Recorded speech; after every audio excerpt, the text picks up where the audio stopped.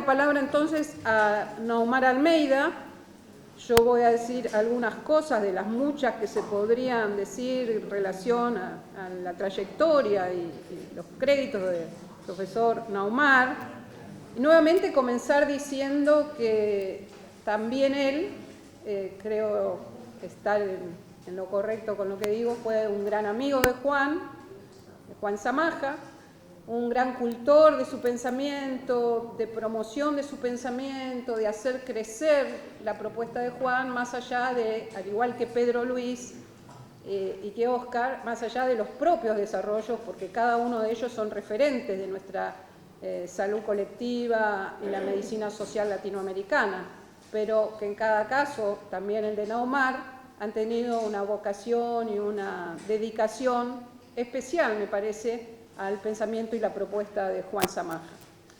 Dicho eso, además, Naumar, y discúlpame si me quedan cosas importantes en el tintero, voy a hacer un punteo de algunas de las cosas que tengo de tu currículum, es profesor titular de epidemiología en el Instituto de Salud Colectiva de la Universidad Federal de Bahía, médico, magíster en salud comunitaria, doctor en epidemiología, es doctor honoris causa de la McGraw-Hill University de Canadá, profesor visitante en varias universidades de la región y del mundo, es decir, los créditos de Naumar son prácticamente interminables. Tengo varias hojas aquí, creo que la mayoría de ustedes también lo conocen. Él es probablemente el principal referente de la epidemiología crítica latinoamericana, y hace parte y ha aportado al AMES desde hace muchos años también. Bien, yo con eso, Naumar, si estás de acuerdo, te dejaría la palabra y cualquier cosa que consideres agregar, podrás hacerlo. A tu presentación me refiero. Gracias, Roxana. ¿Me escuchan bien? ¿Es bien? ¿Me ven bien? Ok. Bueno, yo propongo que Pedro Luis Juan Samaja también de la problemática de la complejidad, porque mi hipótesis es que es un tema muy similar, y yo voy a demostrar que Roy Bhaskar ha propuesto muchos de estos desarrollos. La problemática de lo que se llamó en aquel tiempo la medicina transnacional. El problema fue cómo hacer una multiplicación de miradas, pero también de camadas. Se dice camadas, superficies, unas sobre las otras. Distintos niveles o planos. Niveles do plano, sí. Y eso es la metáfora de las matriúscas y también la metáfora de la cebolla. Y nos hablaba de cosas que yo nunca había oído. Dígame, la primera vez que me habló de Hegel y del Aufbund. Entonces yo decía, ¿pero qué es eso? Entonces Juan me decía, esa es una palabra que quiere decir tres cosas. Que quiere decir suprimir, conservar y superar los principios de la dialéctica en una palabra. Y Juan nos enseñaba cosas que nunca habíamos tenido idea de lo que era. Y así conocimos, verándole, a Juan Samaja. Oíamos por primera vez hablar de reproducción social y Pedro Luis y Juan se sentaban a hablar de reproducción social. Y yo los oía con atención, pero eran ellos los que construían, y a partir de ahí hubo toda una construcción teórica que hoy le debemos a Juan y le debemos a Pedro Luis, en el sentido de ubicar a la reproducción social como una de las categorías fundamentales para el comprender y para el hacer de lo que era toda su teoría de la investigación científica. Y en eso vivimos varios años. Ahora sí podemos retroceder ahí, exactamente. Y Roxana decía algo que yo quiero rescatar porque fue lo más importante que yo vi en Juan, su coherencia entre un pensamiento y una práctica y una acción permanente. porque Juan era un filósofo, era un epistemólogo, era un pensador, pero era un militante comprometido. Juan y yo nos levantábamos a las 4 de la mañana a ir a hacer los ejercicios de la milicia y después a las 8 estábamos en el aula dando clases y a las 6 de la tarde estábamos reunidos en la célula del Frente Sandinista donde militamos juntos y además Juan y yo vivíamos en casas contiguas, éramos vecinos. Los hijos de Juan se iban a mi casa cuando le huían a Graciela y se metían y ahí estaban con nosotros y disfrutábamos de esa relación amistosa, pero con un afecto y con un compromiso que nos permitió realmente hacernos hermanos de la vida. Entonces Juan aquí lo ven. Juan era genial, Juan agarraba la guitarra.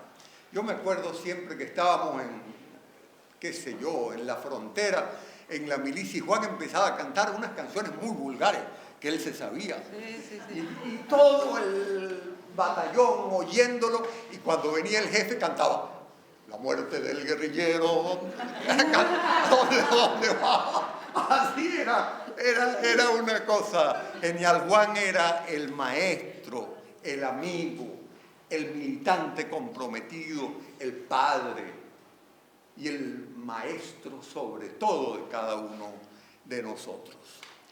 Y ahora, después de esta introducción, adelante, yo quiero ahora sí plantear un poco lo que considero que fueron algunos aportes fundamentales de Juan al pensamiento crítico. Permítanme comenzar, adelante, recordando qué es para nosotros el pensamiento crítico. Para nosotros el pensamiento crítico es el que hacía o el que hace lo que hacía Juan permanentemente, el que cuestiona la forma como se produce y cómo se transmite el conocimiento. Eso es el pensamiento crítico y eso es lo que hacía Juan permanentemente, cuestionar la forma como se produce y cómo se transmite el conocimiento en la sociedad capitalista. Pero eso nos permite que ese pensamiento rompe con lo que era lo que nos dominaba a todos nosotros, el modelo médico hegemónico. La primera vez que yo oí los cuestionamientos a la epidemiología clásica, se los oía en esas conversaciones, una epidemiología que hoy tenemos clara conciencia de que es absolutamente insuficiente. Bueno, hace 40 años Juan lo planteaba, porque era el pensamiento crítico que surgía en la ciencia de la salud. Y ese pensamiento crítico nos permite romper con la colonialidad del saber, nos permite romper con ese pensamiento que domina nuestra sociedad y nos plantea la necesidad de analizarla críticamente y de asumir, y en eso Juan era campeón, un compromiso permanente con la defensa de la humanidad y con la transformación del mundo en el que vivimos. Entonces yo digo, hoy, para nosotros, en este Congreso de Alames y en nuestro quehacer permanente, este taller se llama Transdisciplina y Complejidad en el abordaje y en la solución de los problemas de la salud comunitaria. Y en salud comunitaria el pensamiento crítico es una necesidad teórica, es una necesidad práctica y es una necesidad metodológica. Es una necesidad teórica porque necesitamos una mayor y mejor comprensión de lo que es la situación de salud de la población, porque el conocimiento que nos enseñan en nuestras escuelas y en nuestras facultades no es suficiente para entender la salud. Pero es una necesidad también desde el punto de vista práctico, porque los abordajes tradicionales no son suficientes para sustentar nuestra tarea de reducir las desigualdades sociales.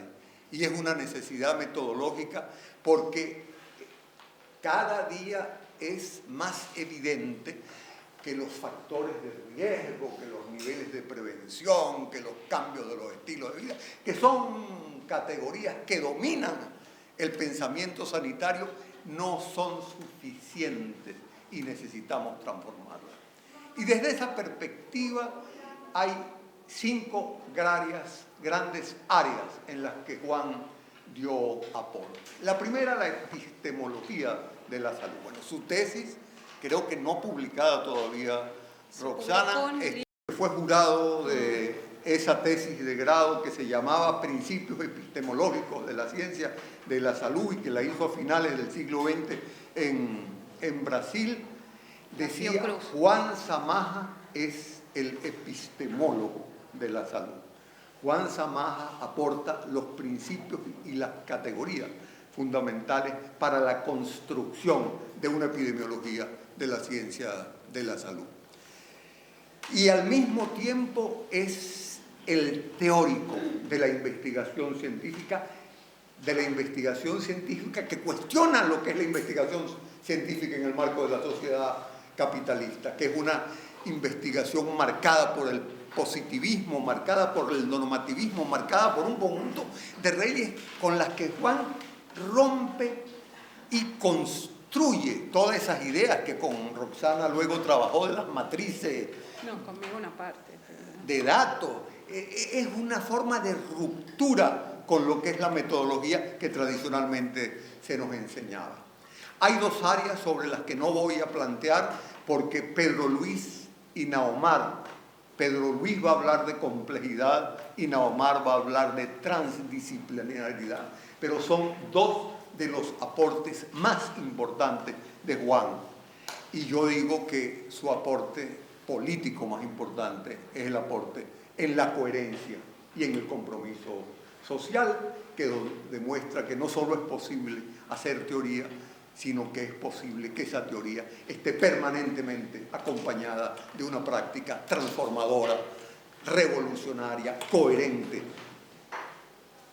Y Juan era militante, era miliciano, era profesor, era epistemólogo, era padre amoroso, era un ser humano excepcional y por eso estamos aquí honrándolo hoy. Yo quiero terminar esta presentación señalando algo que decía Roxana en su intervención. Estamos a casi 20 años, no, 15 años de la partida de Juan. Un poquito más ya. Fue en 2007. 16. Sí, estamos entre 15 y 16. Juan previó muchas cosas y yo quiero plantear en estas 2 últimas láminas algunos de los planteamientos que estamos discutiendo hoy en el mundo del pensamiento crítico en salud, en el mundo de la salud colectiva, algunos de los cuales fueron previstos y preanunciados claramente por Juan. Uno de ellos, la necesidad de un nuevo marco categorial. Y algo importante que no lo había quizás hace 20 años, por lo menos con la fuerza de lo que hay ahora, que en ese marco categorial incorpore la teoría crítica latinoamericana.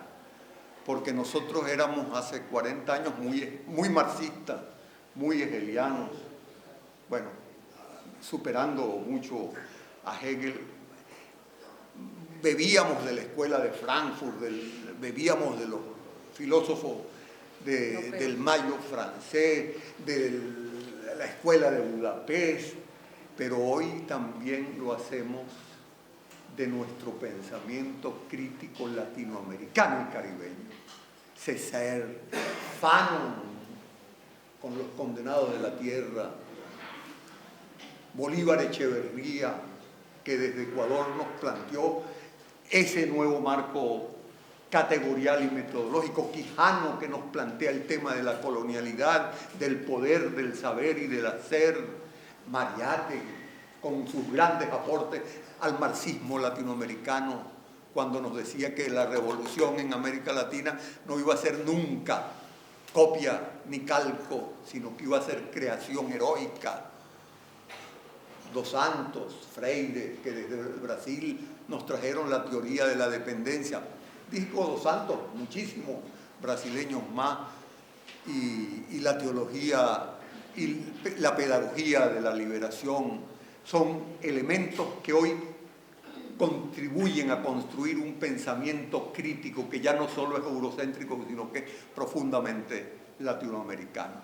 Y uno de los aportes que en esa época no lo teníamos, no estábamos tan avanzados, es esa crítica que hacemos hoy al enfoque de género occidental y posmoderno, que incorpora los feminismos decoloniales, que incorpora la lucha contra el patriarcado como un elemento que hoy caracteriza también al pensamiento crítico latinoamericano, que incorpora la interculturalidad, pero no solo la interculturalidad, sino la interculturalidad decolonial, y que asume una crítica a los conceptos de desarrollo, de progreso, de bienestar, contrastándolas con las categorías del buen vivir, vivir bien. El miércoles vamos a tener la oportunidad de escuchar a Rafael Bautista, que tiene un texto interesantísimo que se llama Crítica al mito, desmontando el mito del desarrollo. Mientras nosotros estemos amarrados al mito del desarrollo que el capitalismo nos vendió y no entendamos que es un mito con el que hay que romper para construir nuevas categorías, no vamos a poder avanzar. Mientras creamos que es posible otro modelo de desarrollo, menos en el marco del capitalismo, no vamos a poder avanzar. Ese es el tema del nuevo marco categorial que tenemos que construir. Otro tema importante en ese marco, adelante,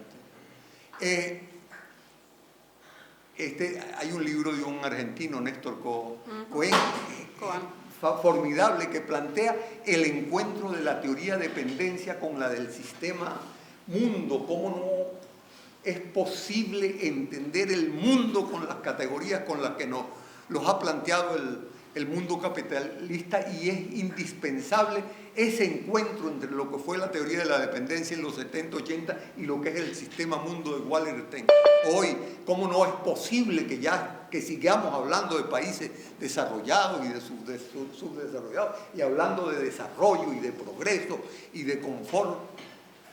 Un nuevo marco de ideas y de categorías la que tenemos que plantearnos, que nos incorpora la idea de pensar y de mirar a América Latina desde el sur, construyendo las epistemologías del sur, que nos plantea la necesidad de construir soberanía sanitaria y que asume una geopolítica sanitaria que incorpora las determinaciones internacionales de la salud.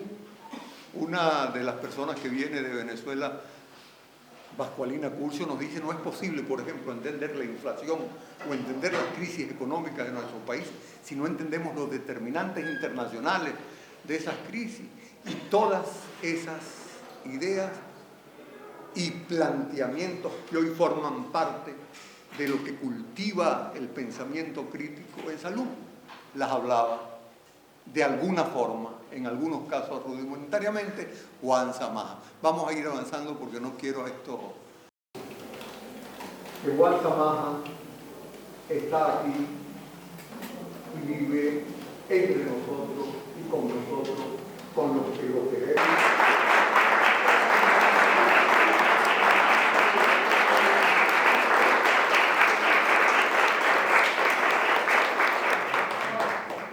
Tira Catari, Tira Catari,